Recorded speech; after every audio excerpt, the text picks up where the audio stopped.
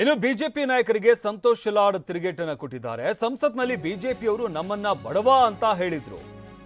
ಆಗ ನಿಮಗೆ ಸದನದ ಗೌರವ ಹೋಯ್ತು ಅಂತ ಅನ್ನಿಸ್ಲಿಲ್ವಾ?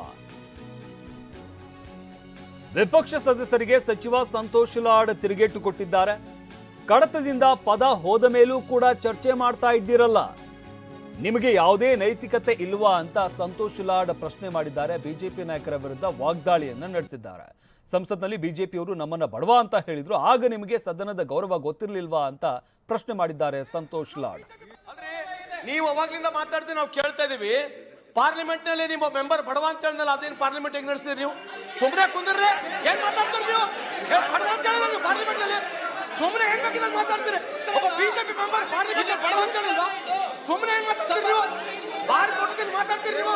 ನಿಮ್ ಪಾರ್ಲಿಮೆಂಟ್ ನಲ್ಲಿ ಒಬ್ಬ ಮೆಂಬರ್ ಬಡವ ಅಂತ ಹೇಳ್ತಾರೆ, ಪಾರ್ಲಿಮೆಂಟ್ ನಲ್ಲಿ ಮೆಂಬರ್ ಬಡವ ಅಂತ ಹೇಳ್ತಾರೆ, ಸುಮ್ಮನೆ ಎಲ್ಲ ಮಾಡ್ಕೊಂಡು ಮಾತಾಡ್ತೀರಿ. ಬಹಳ ಚೌಕಟ್ಟಲ್ಲಿ ಪಾರ್ಟಿ ಮಾತಾಡ್ತೀರಿ ನೀವು. ಪಾರ್ಲಿಮೆಂಟ್ ನಲ್ಲಿ your BJP parliament member on the floor of the house, he called somebody as a badawa, and you don't have anything to say. ಸುಮ್ಮನೆ ಯಾಕೆ ಮಾತಾಡ್ತೀರಿ? ಯಾರು ಮಾಡಬೇಕು?